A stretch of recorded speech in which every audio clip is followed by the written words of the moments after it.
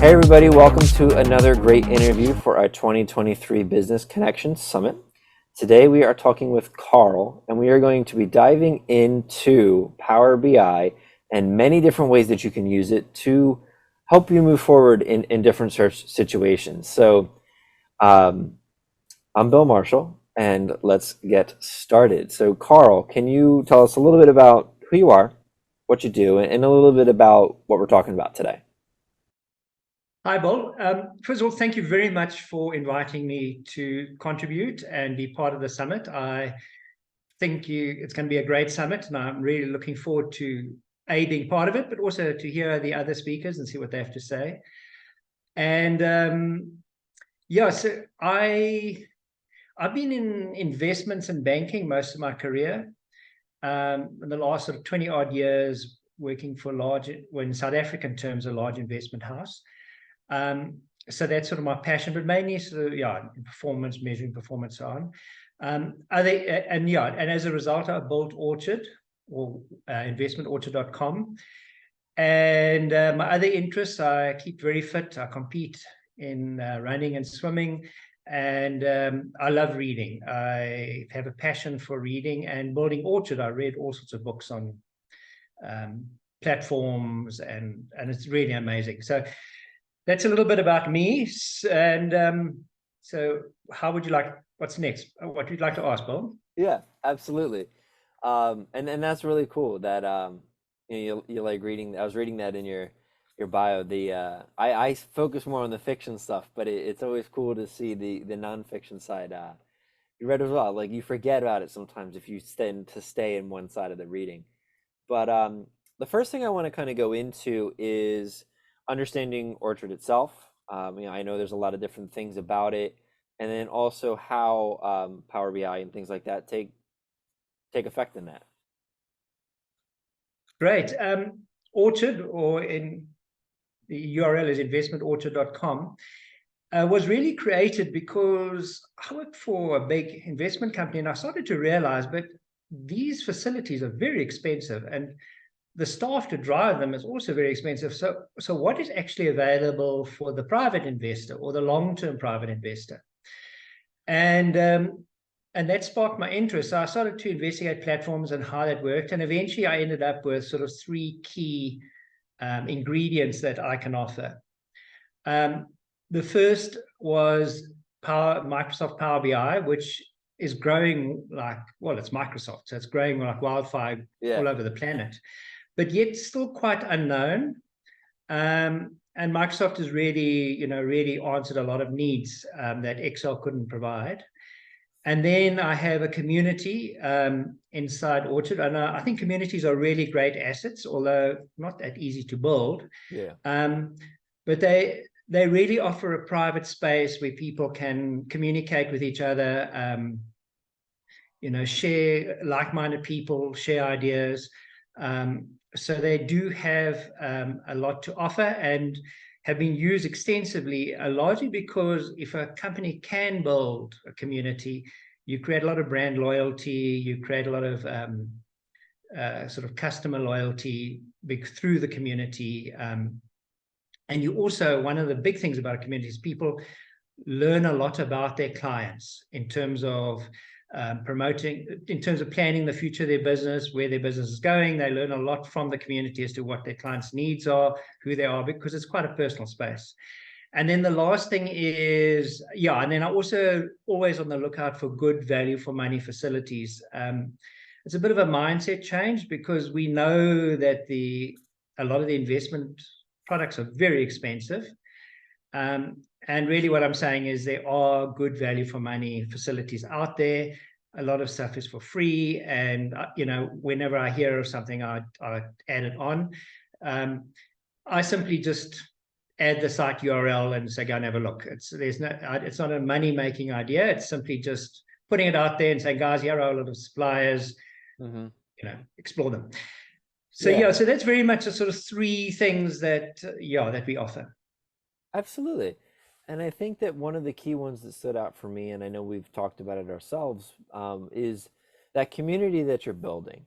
And I think that all business owners need to think in terms of communities and what you can offer for them, because our clients ultimately are a community that we target. Yes. So if we can turn that into something that we now have some control over, of where do they meet, how do they discuss the things, and kind of be a moderator, it now puts us in that seat to be able to kind of market to them. But tell us a little bit more about how you built your community, how you kind of keep it moving and create interest in being a part of it.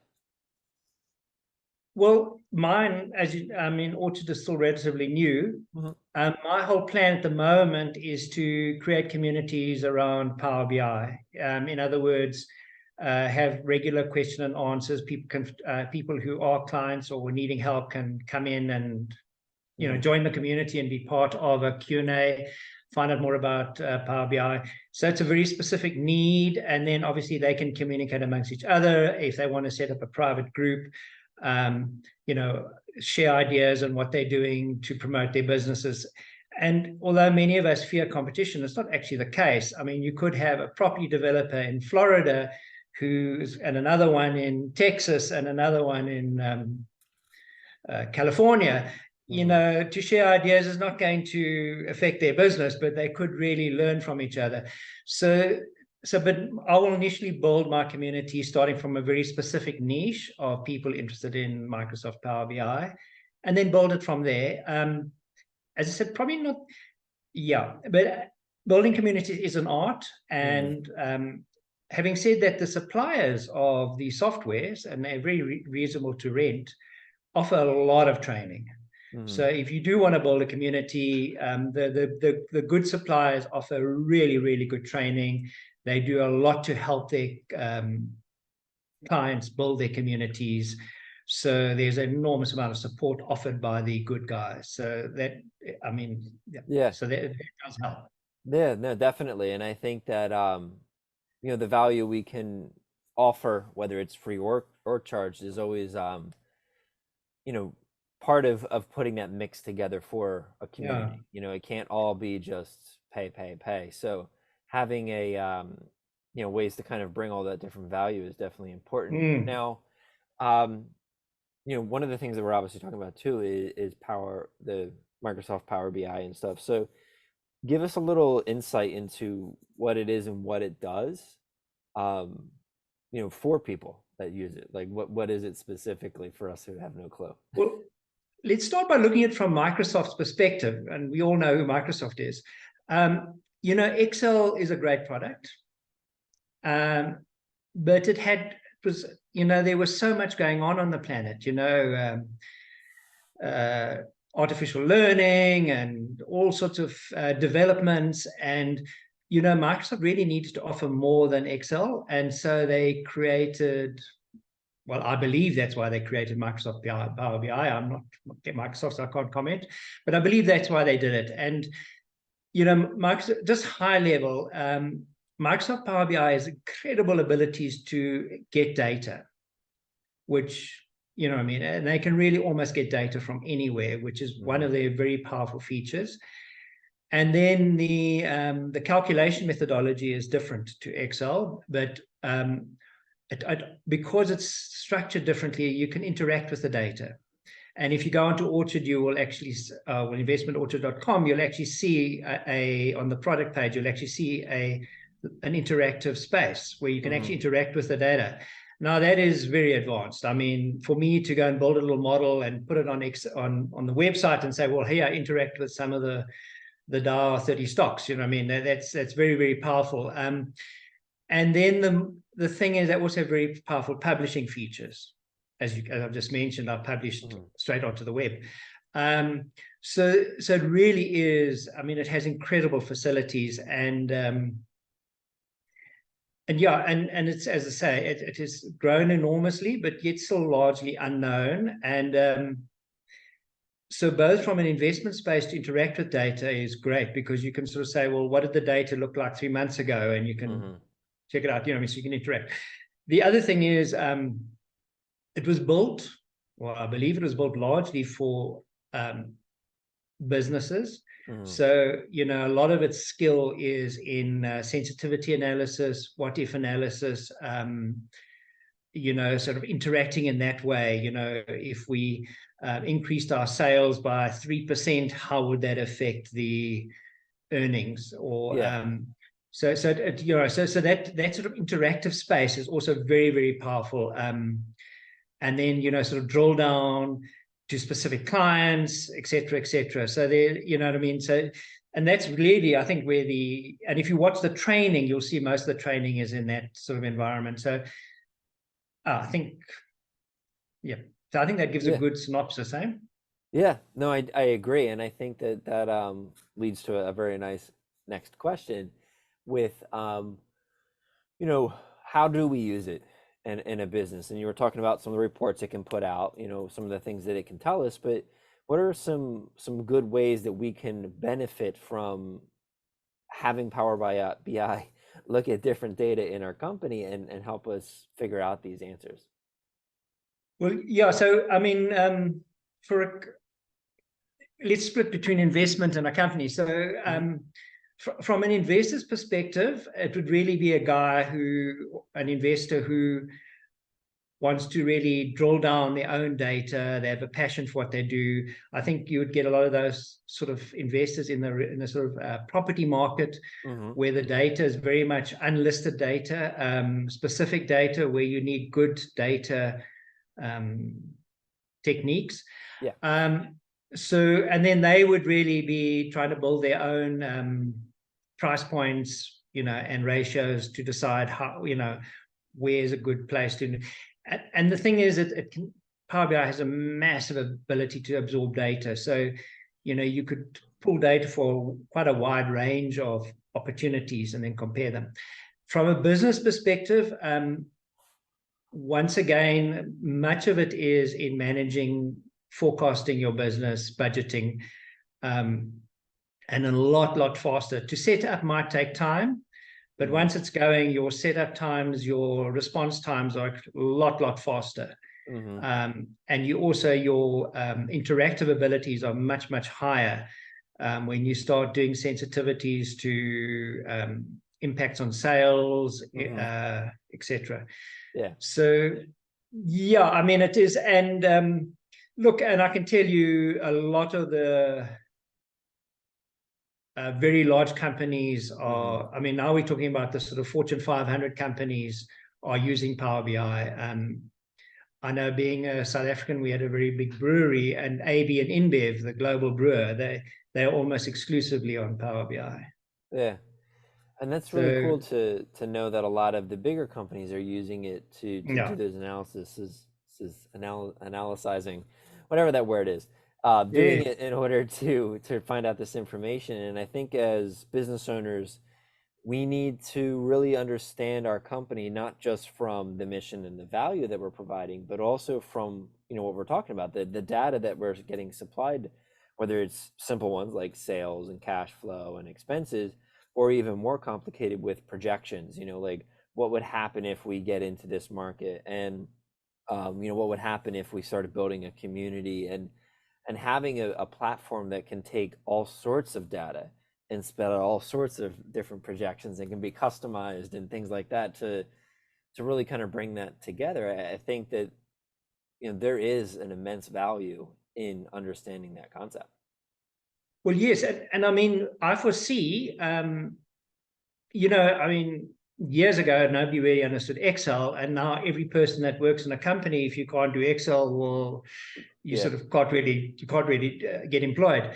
And I think the days are going to come when the same will apply to Microsoft Power BI. That unless so what you have is people in the company with this incredible ability to understand data all over the company. You Hmm. start getting I mean, where Microsoft Power BI is not the skill of a consultant like myself. It actually becomes everybody can do it, and I don't think that day is all that far away. Yeah. And I think that it also speaks to kind of the way that the world's going with, like, tech is extremely important.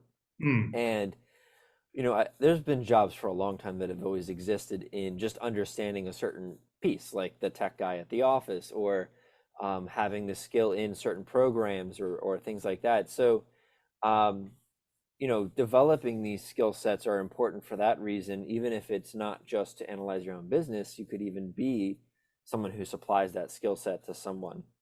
So it's important, I think, to understand, just like you said, Excel, no one knew how to do it. Now it's a job requirement of even the most basic position. Seeing these kind of things that are popping up, I think is extremely important for everybody, whether they're an entrepreneur or not, to understand. Yeah, so what you do is you get, instead of data managing being handled by the IT department, you're increasingly getting that decentralized.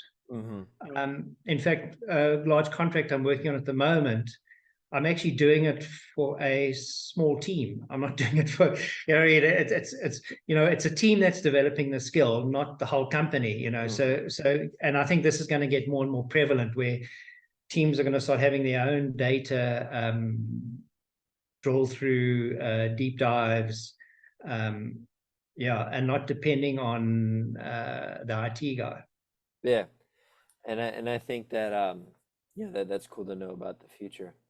So I definitely think we covered a lot, and really drove home the importance of being able to analyze the data within a company, Power BI being an option, and especially extremely important when you're doing things like you were saying, like real estate investing or just being an investor in general. So why don't you tell us how people can get a hold of you or in contact with you? Because if you are someone who's getting into investing, Carl's the guy to know. Yeah, thank you for that question. Yeah, so what I have on the product page of investmentorchard.com is actually an interactive. I use Dow 30 stocks. And actually, interesting, the data I pulled straight off Excel. I went onto Excel, put in a few ticker codes, or 30 ticker codes, and a few index codes. The data appeared on Excel, and I pumped it into Power BI at no cost of data. And then you can see the demonstration. But what I offer is, if anybody's even in, to show people how I actually did it, to show them what I did on Excel very briefly, to show them how I put it into Power BI, show them 1 or 2 formulas, and say, look, it's just high-level walk through how I actually created that demonstration. And that's really an invitation to get to know each other, to share a few ideas, and to me, that is the way to get to know each other and see if there's an opportunity that we can work together. And then then the person can decide what they want to do, so I think to watch a live demonstration, largely how I actually did it and how it got in, and the complexities or non-complexities of it, walk a bit around the inside of Power BI or Microsoft Power BI.